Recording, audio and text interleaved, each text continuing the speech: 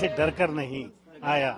ये झूठ की राजनीति, मक्कारी की राजनीति, इस पे मैं भरोसा अगर करता रहता होता तो मैं वहीं होता जहां पर दलित, उन्होंने कहा बेचारा, उन्होंने कहा कमजोर। क्या दलित कमजोर होते हैं क्या? आज दिल्ली सरकार या पंजाब सरकार अगर किसी के दम पे बनी हुई है तो वो दलितों के दम पे बनी हुई है। मैं गलत करूंगा तो कानून मेरे को बिल्कुल पकड़ेगा। नमस्कार, आप देख रहे हैं न्यूज और मैं हूं आपके साथ तनु शर्मा। दिल्ली शराब घोटाले में फंसे अरविंद केजरीवाल और उनकी पार्टी की मुश्किलें कम होती नहीं दिख रही। केजरीवाल की जमानत के खिलाफ याचिका खारिज होने के सदमे से पार्टी अभी उभर भी नहीं पाई थी कि दिल्ली सरकार में मंत्री राजकुमार आनंद ने पार्टी और पद दोनों से इस्तीफा दे दिया है। इस्तीफा दोनों के बाद एक प्रेस कॉन्फ्रेंस में आनंद आम आदमी पार्टी पर खूब बरसे और उन्होंने पार्टी पर कई गंभीर आरोप भी लगाए।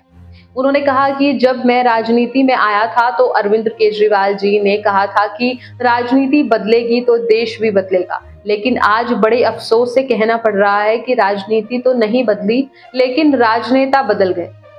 जिस पार्टी का भ्रष्टाचार के खिलाफ आंदोलन से जन्म हुआ था, आज वही पार्टी खुद इसमें डूब चुकी है।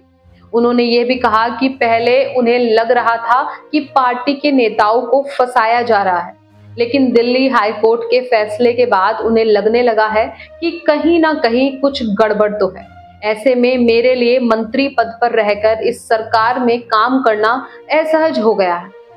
मैं अब इस पार्टी और पद से इस्तीफा दे रहा हूं क्योंकि मैं इन भ्रष्ट आचरणों में अपना नाम नहीं जुड़वाना चाहता। इन सब आरोपों का जवाब देते हुए आम आदमी पार्टी ने कहा कि राजकुमार आनंद ईडी का दबाव नहीं झेल पाए हैं और बीजेपी के डर से उन्होंने इस्तीफा दिया है। वो दिन दूर नहीं जब राजकुमार भी बीजेपी में ही नजर आएंगे। लेकिन आनंद ने प्रेस कॉन्फ्रेंस में इस बात को साफ कर दिया कि उन्हें कहीं से भी ऑफर नहीं मिला है। राजकुमार आनंद को केजरीवाल का बेहद करीबी माना जाता है। जाटव समाज से आने वाले राजकुमार इस्तीफा देने से पहले दिल्ली के समाज कल्याण विभाग और श्रम विभाग के साथ कुल 7 विभाग अकेले ही संभाल रहे थे। यही नहीं, पार्टी के वरिष्ठ नेता मनीष सिसोदिया और जितेंद्र जैन के जेल जाने के बाद कुछ समय के लिए दिल्ली के शिक्षा और स्वास्थ्य मंत्रालय का जिम्मा भी इन्हीं के पास था। बीते नवंबर में राजकुमार आनंद के घर पर ईडी का छापा भी पड़ा था। तब उन्होंने कहा था कि ये हमें तंग करने के लिए आए हैं। अब देश में सच बोलना, ईमानदारी से काम करना और दलितों की राजनीति करना गुनाह बन गया है। लेकिन पिछले दिनों इस्तीफा देने के बाद राजकुमार आनंद ने आम आदमी पार्टी पर ही दलित विरोधी होने का गंभीर आरोप लगा दिया था। ये तो आने वाला वक्त ही बताएगा कि राजकुमार आनंद के इस्तीफे से पार्टी छोड़ने का सिलसिला शुरू हो गया है या आम आदमी पार्टी ईडी और बीजेपी के दबाव वाला दावा ही सच है।